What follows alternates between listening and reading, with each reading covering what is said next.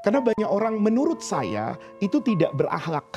Ya, ketika mengatakan mau ikut Imam Syafi'i apa ikut Quran hadis, itu tidak berakhlak. Karena Imam Syafi'i pasti ikut Quran dan hadis, tetapi maka tidak boleh orang itu belajar Al-Quran pakai terjemah, belajar hadis pakai terjemah. Karena terjemah itu tidak mewakili makna yang utuh. Kalau ada ayat yang kita baca bertentangan dengan ayat tertentu misalnya di dalam Al-Quran, atau ada hadis yang rasanya itu bertentangan dengan apa yang ada di Quran, itu sebetulnya pertentangan itu hanya zahirnya saja. Pertentangan itu hanya tarjamahnya saja. Nah, di sini kemudian Mila, itu yang namanya mazhab.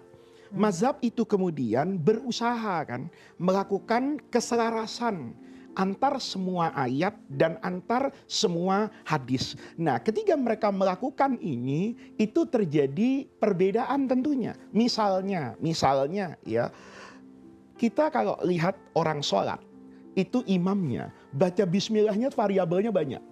Ada yang kita dengar bismillahnya terang benderang kayak kita di Indonesia. Ada yang kita dengar di Mekah misalnya dengan di Madinah, itu basmalahnya itu sirron, tapi terdengar di speaker itu. Ada yang kita tidak mendengar basmalah sama sekali. Kenapa demikian? Karena nanti ditemukan hadis yang seolah-olah menegaskan bahwa Nabi itu ketika surah Al-Fatihah itu tidak baca bismillah. Ada hadis lain yang menegaskan kalau Nabi itu membaca bismillah. Ada yang hadis lain menceritakan kalau ada sahabat yang tidak mendengar Nabi baca bismillah, ada yang mendengar Nabi baca bismillah. Ini ketika kita kumpul bertemu dengan semua hadis ini, apa yang harus kita lakukan? Itu yang kemudian melahirkan mazhab.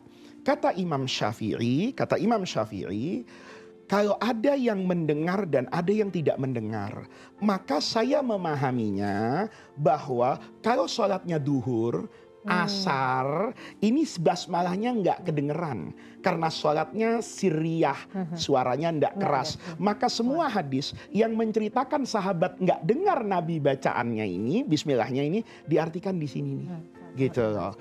Kata Imam Syafi'i, yang sahabat mendengar basmalahnya itu berarti sholatnya jahriyah. Nanti Imam Ahmad itu lain lagi.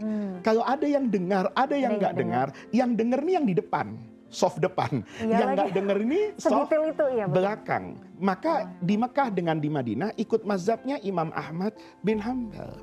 Ada yang mengatakan, oh enggak, kalau ada yang mendengar dan ada yang tidak mendengar, berarti bismillah itu bukan kewajiban.